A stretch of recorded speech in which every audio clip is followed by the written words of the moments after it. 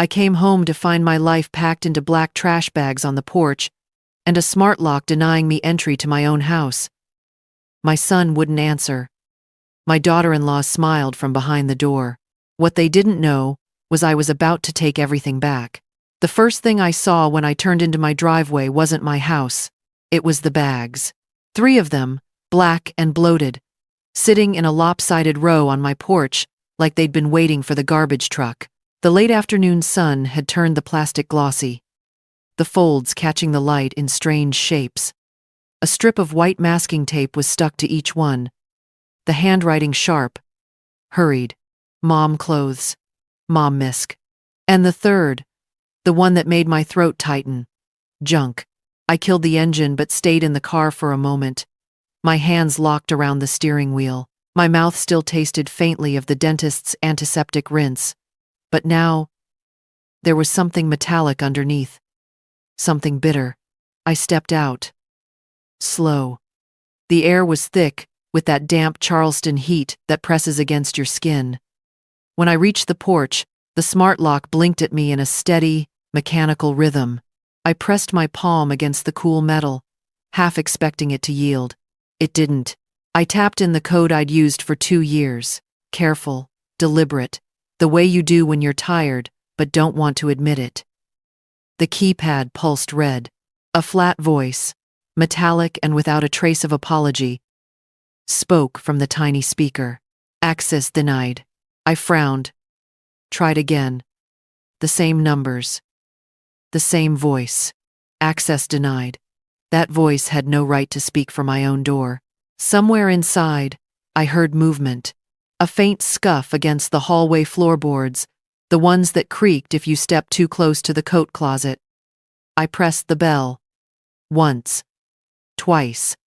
The chime rang, echoing, but no footsteps came. Across the street, Mrs. Granger stood at the edge of her yard, with a pair of pruning shears hanging from one hand. She didn't wave, didn't call out, just watched, her eyes narrowing slightly in the glare. A memory slipped in, uninvited. Years ago, when Justin was still full of big talk and bigger dreams, he'd come to me with that look in his eyes.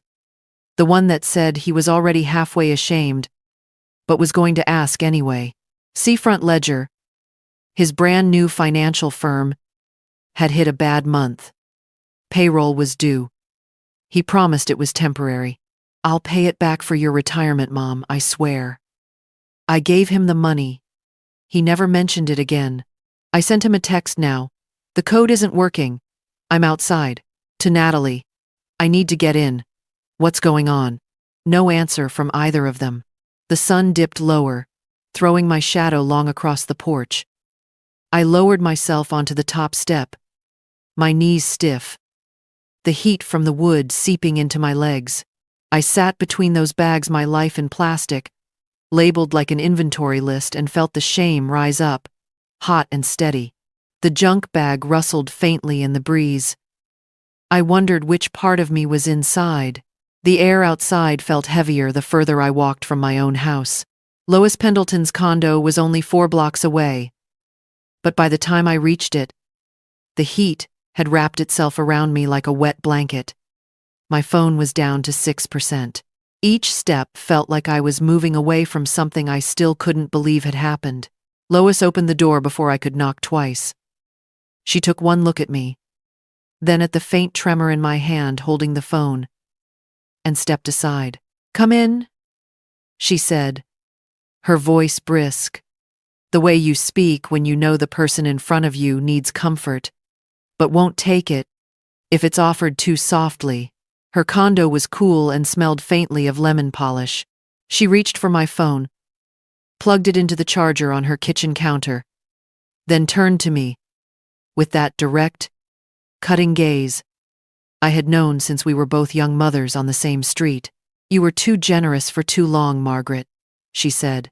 "You give a little, they'll take more. You give a lot, they'll build a ladder out of it and climb over you." The words hit harder than I wanted them to. I eased into one of her kitchen chairs, the vinyl cool under my legs, and for a moment, I just stared at the bowl of oranges in front of me. I gave him money once, I said finally. A lot of money. When Justin started Seafront Ledger, he came to me, swore he just needed help to cover payroll. Promised he'd pay it back for my retirement. And? I laughed. Short and bitter. And I'm still waiting. Every time I asked about it, he'd smile like I was being impatient. Said he'd make it right. Lois shook her head slowly, like she'd already guessed the ending but wished she'd been wrong. Margaret, you need to stop waiting for people who are already running ahead of you. I pressed my palms together, felt the skin warm where they touched. I don't even know what he's done now, but I can feel it. It's more than just changing the door code. Lois's eyes sharpened. Then find out. Call the bank. Right now. While you're angry enough to move instead of cry. I looked at her, at the steady challenge in her face. Something in me straightened. Fine, I said. Let's see what they've been building with my money. Lois set the old beige landline in front of me, like it was a weapon I'd forgotten I owned. The coiled cord twisted between my fingers as I waited for the bank's automated menu to give up and let me speak to a human. When Lenora Stein came on the line, her voice was clipped but not unkind. I gave her my name, my account details. There was a pause too long to be routine. Mrs. Clark. I see there were recent changes to your account permissions, she said carefully. They were made under a durable power of attorney you signed last November. I shut my eyes. November, the month I'd had the flu so bad. Riley had brought me soup 3 nights in a row. Justin had come by with a stack of papers. Told me it was just so he could pay bills if you're laid up. I'd signed without my glasses on. What kind of changes? I asked. My voice was steady, but my pulse wasn't. There's a second account holder now, Justin McAllister, and several new charges over the last 60 days. A luxury home security installation, recurring wine club deliveries, fees to a private wellness clinic, and, she hesitated, a dog training program. I gripped the receiver tighter. They hadn't even asked me if they could bring a dog into my house. Then came the real sting. Also, there's record of a notarized deed transfer.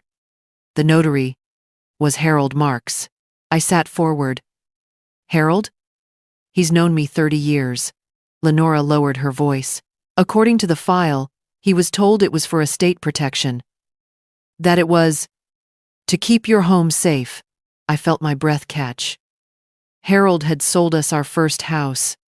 He knew the weight of those papers. I want all access frozen. Now, I said. Yes, ma'am. I'll also schedule you with our branch manager, Monica Reyes, so we can review full statements and the deed records in person. When I hung up, Lois's eyebrows were arched in a way that said I knew it. I took my phone off her charger and typed a single message to Riley. Need to see you. Now. Her reply came before I could set the phone down. Come over. It was the kind of quick answer you only get from someone who has already guessed the truth. Riley's studio apartment was barely larger than my old dining room. But the moment she opened the door, it felt like a safe place. The smell of turpentine and brewed coffee hung in the air, clinging to the chipped brick walls. She was still in paint-smeared leggings, hair pulled into a careless knot, eyes sharp in a way that told me she already knew I wasn't just dropping by for tea. What happened? She asked, stepping aside so I could come in. I sat on the edge of her narrow sofa, the springs creaking under me. Your father and Natalie changed the account permissions. New charges, new locks, even a deed transfer. Harold notarized it. My own voice sounded far away, like I was narrating someone else's life. Riley shut the door, leaned back against it. She didn't look surprised, just sad. Grandma, Natalie's been telling people you're declining, that the house is too much for you, that selling off some assets would take the pressure off. The words hit with a dull, familiar ache. She said that to who? To Dad. To anyone who would listen.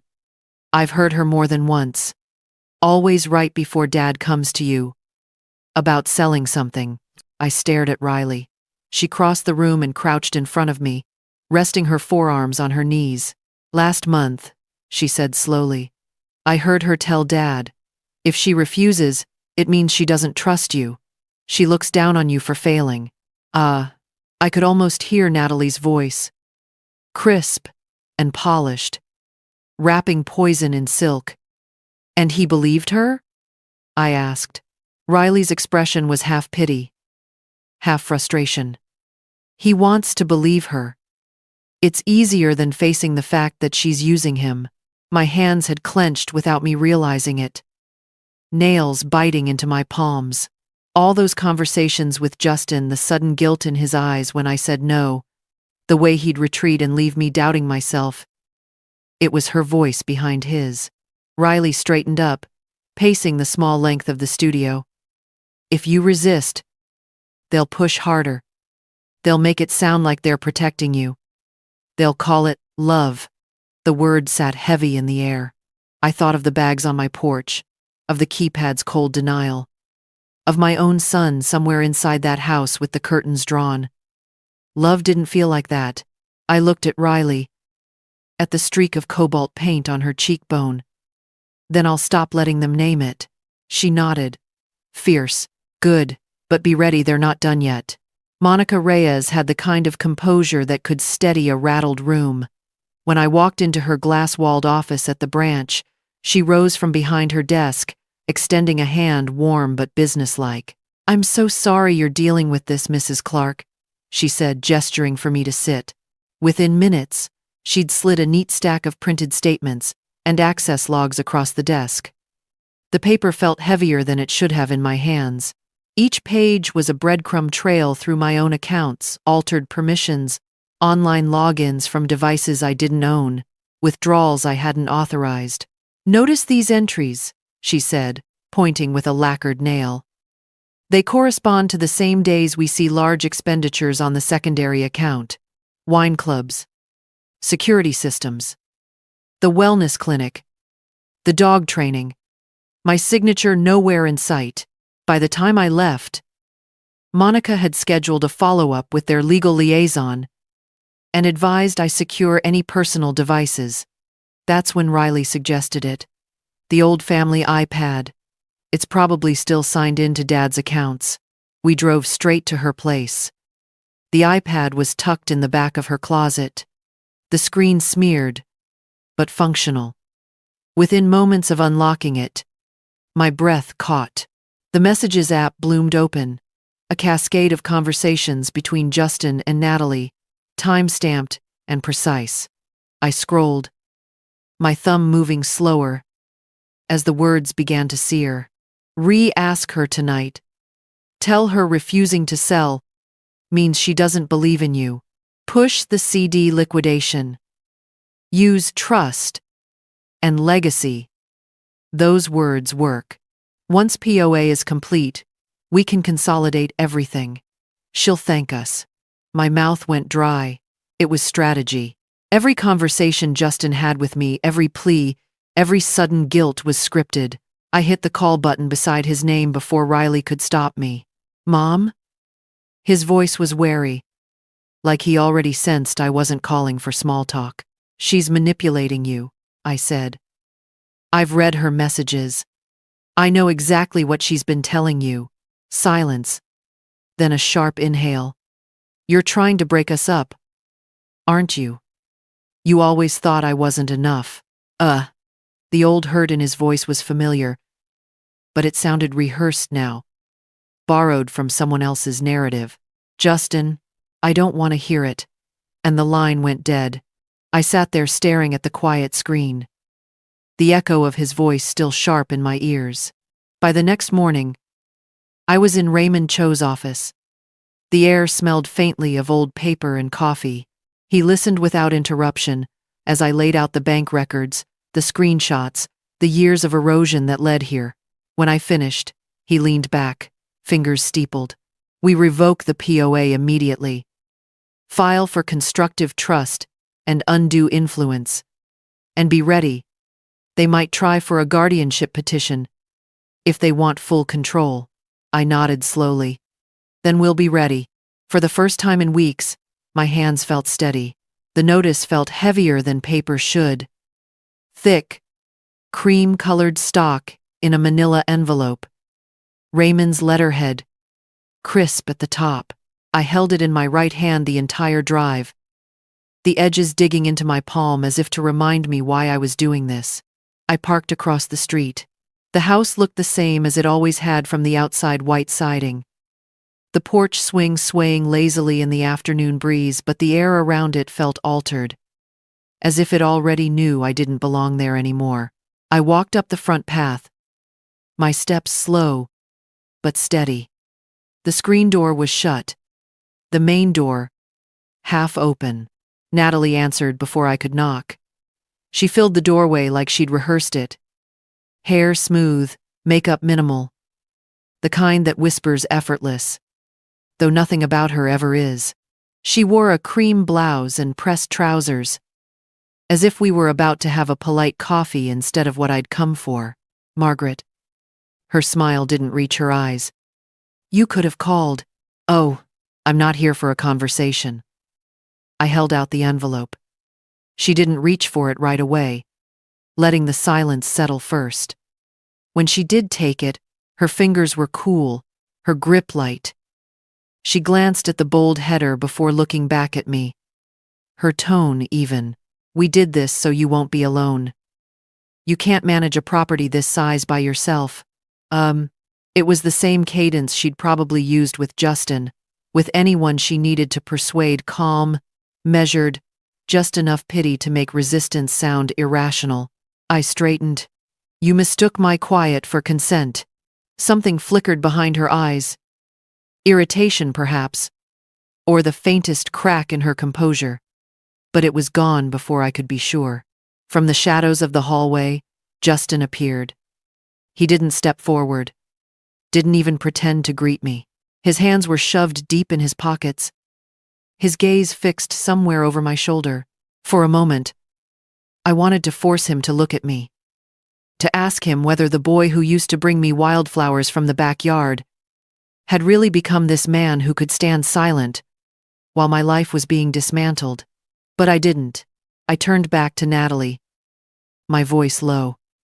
Tell your lawyer to read it carefully. Then I stepped off the porch, each footfall measured, my back straight. I didn't glance over my shoulder, though I felt their eyes follow me until I reached the car. Some doors, once shut, are never opened in the same way again. Some debts never show up on a balance sheet. They sit inside you instead, growing heavier with time. The first bailout feels like a lifetime ago now. James had been gone only 2 years then, and I was still figuring out how to make the pension rollover last the rest of my life. It wasn't much, but it was his. Really, from a lifetime of careful work and skipped luxuries. Justin came to me one rainy Sunday, his suit rumpled, tie loose, looking like a boy who'd run home after losing a fight. Seafront Ledger, his shiny new firm, was on the edge. Payroll was due, investors jittery. Just for a few months, Mom, he'd said, eyes bright with urgency. Once we close the next deal, I'll replenish your retirement. I promise. I believed him. I wrote the check. Years passed. The check was never replaced. The promise never mentioned again, unless I brought it up, at which point he'd smile, that disarming smile, and tell me, "It's coming, Mom. Just trust me." Then came Natalie, and with her, a different kind of ask. By the time Seafront Ledger began to wobble again, she was in full command of the narrative. Justin came to me with carefully rehearsed phrases about unlocking equity and liquidating investments for stability. Each time I refused politely at first, then firmly. The next time I saw him, after one of those refusals, his shoulders were tight, his jaw set. Later, I would learn why. Riley told me she'd overheard Natalie's voice, cool and deliberate. If she refuses, it means she doesn't trust you. She looks down on you for failing. It was a poison that worked quickly. I saw it in the way Justin's eyes hardened when I said no, in the way conversations ended sooner, in the way my phone calls went unanswered. The worst of it came from someone I'd once trusted as much as family. Harold Marks called me one evening, his voice low, like he was confessing a sin. "Margaret, I notarized some papers for Justin. He told me it was for estate planning, to protect your home." I thought I was helping. I didn't speak right away. My hand tightened around the receiver, the plastic creaking. "I wouldn't have signed if I'd known," he said, regret thick in his voice. "I swear it, but the damage was done." His neat notary seal, his signature, both now part of the chain that had stripped me of control. When I hung up, I sat in the quiet for a long time, the sound of the refrigerator hum filling the room. I thought of James, of the years we'd spent building something steady, only for me to give it away on a promise. And now, that promise was broken in more ways than one.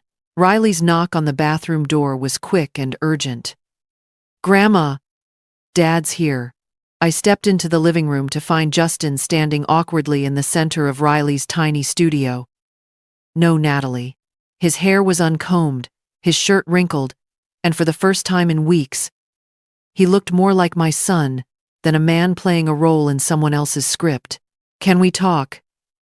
he asked, glancing toward Riley, who folded her arms and stayed put. He started slow, hands jammed into his pockets.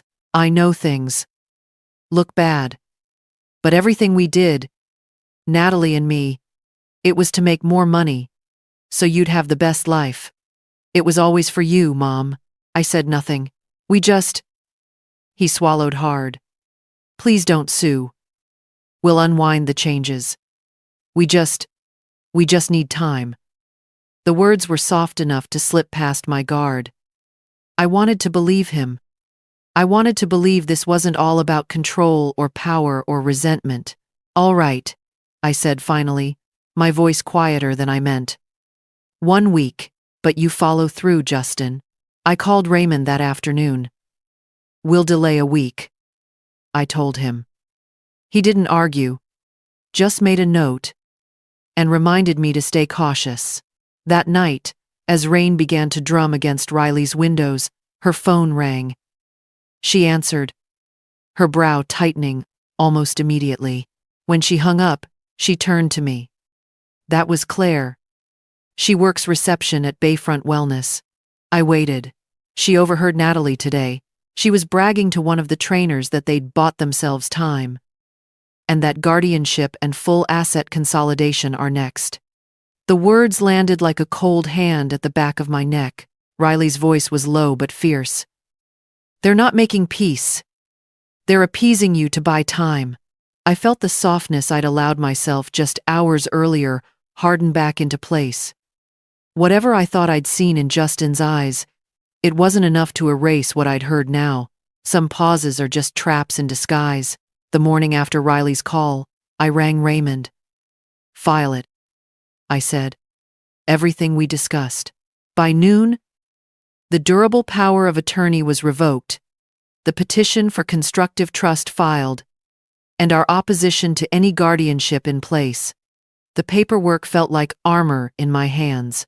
Mediation was scheduled for the following week, in a windowless conference room that smelled faintly of burnt coffee.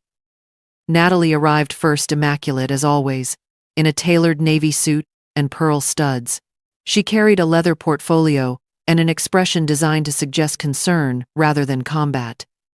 Justin trailed her, eyes fixed on the floor. When the mediator opened the session, Natalie leaned forward, her voice smooth. "We're here because Margaret is unsafe in her current situation. She's been forgetful, resistant to help, and increasingly combative. This isn't about money. It's about her well-being." I didn't flinch. Raymond slid a thick folder across the table, his tone precise. "Bank access logs showing unauthorized withdrawals. synced messages detailing calculated pressure campaigns, and an affidavit from Harold Marks, who admits he was misled into notarizing a deed transfer. Natalie's smile tightened, but she didn't look at the documents.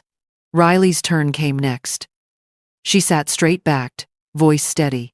I heard Natalie tell my dad, more than once, if she refuses to sell, she doesn't respect you.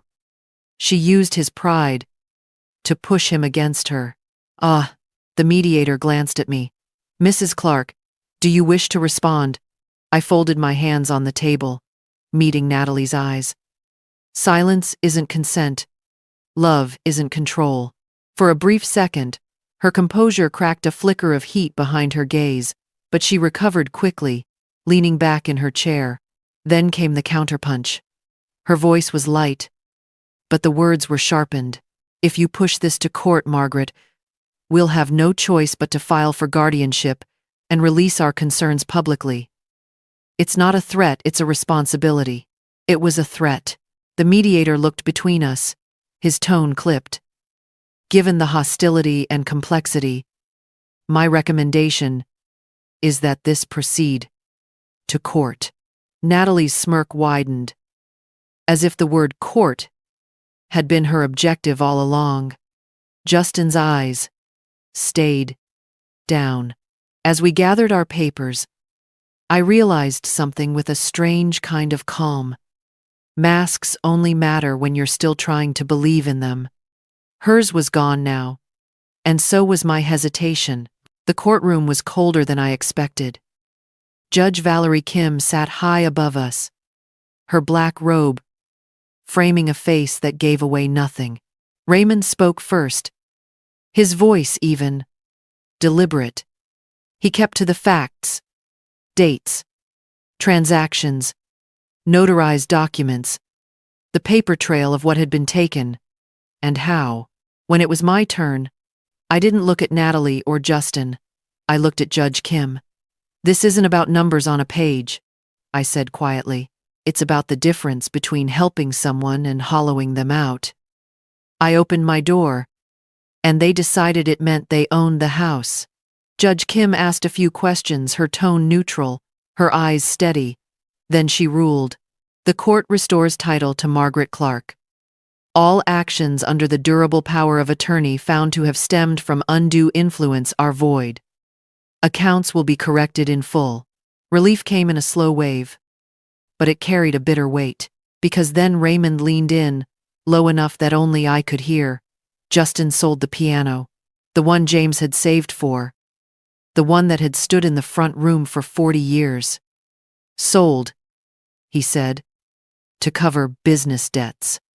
The buyer had already shipped it out of state. I nodded once. It felt like a stone sinking through still water. No splash, just a steady pull to the bottom. Natalie was the first to move. She gathered her handbag, stood, and walked out, without looking back. Justin followed, but slower, as though his steps were caught in something heavy. He didn't turn around either. In the days after, I found help where I didn't expect it. Dominic Yates, a former student from my teaching years, now working in county records, called to say he'd seen the judgment. I confessed, tracked the lien and deed cleanups, no charge. One afternoon, Lois came by with a small paper bag. Inside was an old-fashioned brass key. Some locks don't need Wi-Fi, she said. I had the smart lock removed that night. The brass key slid into the new tumbler with a satisfying click. In early spring, I planted jasmine by the front door, James's favorite scent. The tiny white blooms opened slowly, and soon the air around the porch was heavy with it. The house no longer smelled of fear or absence. It smelled like something lived in, something kept. I stood in the doorway one evening, the key cool in my hand, and let the thought come without rush or bitterness. They called it protection. It was possession. I called it love.